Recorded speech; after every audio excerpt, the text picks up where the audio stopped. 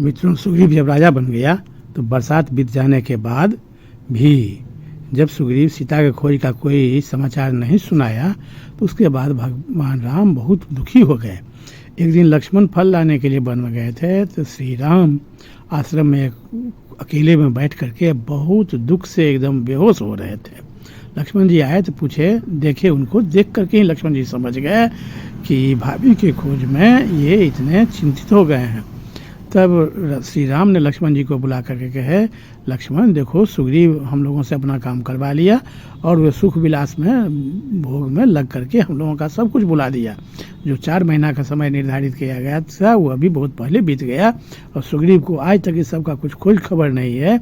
इसलिए तुम किष्किंधापुरी जाओ और सुग्रीव से कहना कि जिस बांध से बाली को मैं वध किया था वह बांध आज भी मेरे तुनीर में है और जिस रास्ता से बाली स्वर्गलोक को गया था वह रास्ता आज भी खुला हुआ है। वो जल्दी से हम लोगों का काम पर में ध्यान दे, नहीं तो उसको भी बाली के पास स्वर्ग जाना पड़ेगा। लक्ष्मण जी तो अपने ही बहुत क्रोधित थे। ये सुनते ही लक्ष्मण जी आग बबूला हो गए। कहते, भैया हम जाते हैं किष्किंधा और सुग्रीव को हम वहीं वध कर डालेंगे, हम उसको जिंदा नहीं रह देंगे। अब वहाँ अंगद ही राजा बनेगा, वही हम लोगों का काम करेगा कि सुग्रीव को हम छोड़ेंगे नहीं, हम वहीं उसका वध कर देंगे।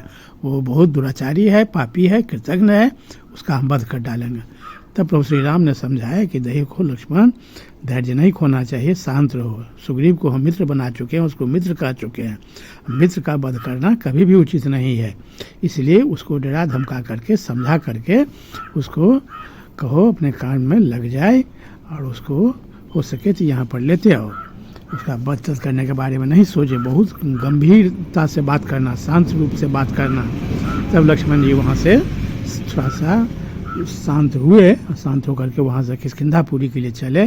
किष्किंधापुरी के में जाते हैं लक्ष्मण जी, वहाँ रास्ता में जो पेड़ पहाड़ मिलता था सबको तोड़ते फाड़ते हुए बहुत क्रोध से अग्नि को एकदम अग्नि के समान आँख को कर करके बहुत ज़्यादा क्रोध में वहाँ पर किष्किंधापुरी पहुँचे। अब किष्किंधापुरी सीधे सुग्रीव के महल में पहुँच करके अपने धनुष का टंकार किए। तो लक्ष्मण जी के धनुष का टंकार सुन करके सभी वहाँ पर परेशान हो गया। वानर राज सुग्रीव समझ गए कि लक्ष्मण यहाँ आप पहुँचे हैं, चूँकि अंगद उनको जाकर के दौड़ करके कह दिया था कि लक्ष्मण जी बहुत क्रोध में सीधे राजमहल की ओर आ रहे हैं। अंगद द्वारा उनके आगमन का समाचार तो उन्हें पहले ही मिल गया था। अब धनुष की टंकार से वानर सुग्रीव को इस बात का प्रत्यक्ष अनुभव हो गया कि लक्ष्मण ने अवश्य यहाँ पदार्पण किया है। फिर तो उनका मुख सूख गया। भय के कारण वे मन ही मन घबरा उठे। लक्ष्मण के सामने जाने का उन्हें साहस न हुआ। सुग्रीव परम सुंदरी तारा से हित की बात बोले कि तारा अब तुम ही कोई उपाय करो। तब तक हनुमान जी वहाँ पहुँचे और हनुमान जी तारा को समझाने लगे कि हे तारा, लक्ष्मण जी कभी स्त्री पर में क्रोध नहीं करते हैं और आप बोलने में चतुर हैं। सुग्रीव इस समय घबरा करके नर्वस हो गए हैं, आप ही जाइए। लक्ष्मण जी स्त्री पर में क्रोध नहीं करते हैं, आपको देख करके उनका क्रोध शांत हो जाएगा। आप उन्हें शांत करके समझा बुझा करके शांत कीजिए और जब वो उनका क्रोध उनको बैठाइए, समझाइए, बुझाइए, शांत कीजिए। जब वो शांत हो जाएंगे वो आप ही से शांत हो सकते हैं। लक्ष्मण को बस में करना शेषनाग को बस करने के समान है।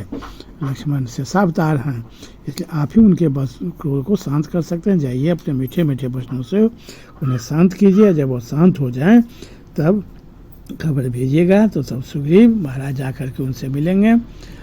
तो वानर राज की पत्नी तारा पर दृष्टि पड़ते ही राजकुमार महात्मा लक्ष्मण अपना मुंह नीचा करके उदासीन भाव से खड़े हो गए। स्त्री के समीप होने से उनका क्रोध दूर हो गया। राजकुमार अपने क्रोध का तब तारा ने कही कि राजकुमार आपके क्रोध का क्या कारण है, कौन आपके आज्ञा के अधीन नहीं है।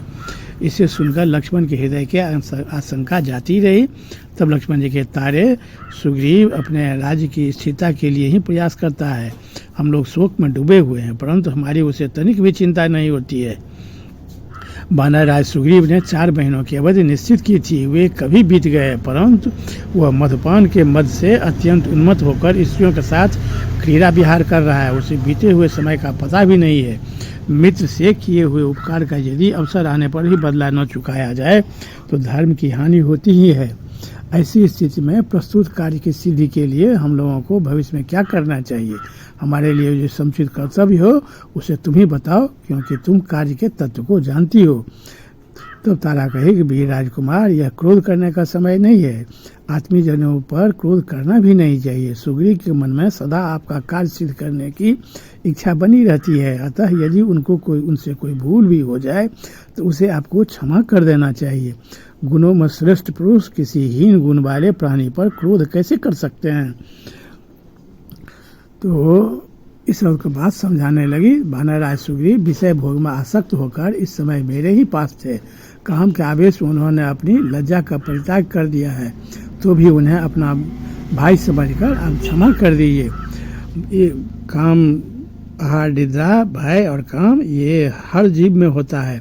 एक समय की बात है कि महान तपस्वी विश्वामित्र, तब तारा ने कही कि एक समय की बात है, महर्षि विश्वामित्र मेनका के प्रेम में जब फंस गए थे तो 10 साल तो उनका समय बर्बाद हो गया, क्योंकि वो 10 साल को सिर्फ एक दिन समझ रहे थे कि एक ही दिन मैं इसके साथ रहा हूँ। तो जब इतने बड़े ऋषि का भी ये हाल हो जाता है काम के आवेश में आकर के, तो बंदर भालू सब का क्या ठिकाना है। इसलिए सुग्रीव महाराज से कुछ गलती हो गई तो आप उन्हें क्षमा कर दें, आप उन पर में रोष न करें। वे आपके मित्र हैं और आपके अनुयायी हैं, आपके भक्त हैं, हमेशा आप लोगों का गुणगान करते रहते हैं, आप लोगों के ऋणी हैं। वो सब जगह बंदर भालू को बुलाने के लिए सेना को भेज दिए हैं अपने दूत को। बहुत जगह से बंदर भालू आ भी चुका है और कुछ जगह से आना बाकी है। वे सभी शीघ्र ही एकत्रित हो जाएंगे। उसके बाद आपके काम में सब लोग तन मन से लग जाएंगे। बहुत बहुत धन्यवाद। जय श्री राम।